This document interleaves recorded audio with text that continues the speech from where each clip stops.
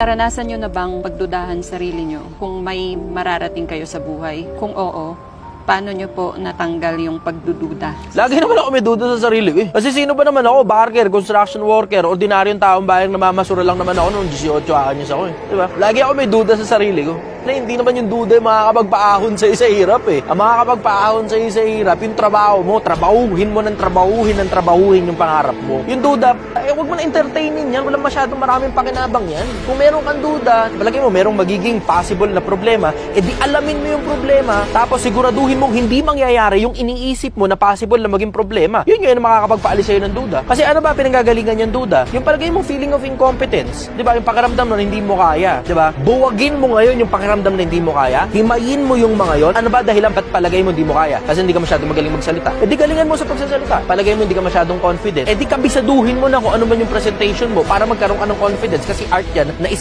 sak mo dun sa pagkakabisado mo sa mga bagay-bagay. Himayin mo yung pinanggagalingan ng duda. Ito, bago to sa mga Pilipino. Ngayon nyo lang maririnig sa akin to. Pag nagdududa ka sa sarili mo, himayin mo kung saan nanggagaling ang duda. Hihimayin mo isa-isa. Halimbawa, hindi ka masyado magaling sa pagsasalita, gagalingan mo sa pagsasalita. Tapos, paano ka magiging magaling sa pagsasalita? Himayin mo pa uli yan. Tapos, tignan mo, pag hinihimay mo lahat ng duda mo, nawawala duda mo kapag ka magaling ka na dun sa mga bagay na ikinakaduda mo.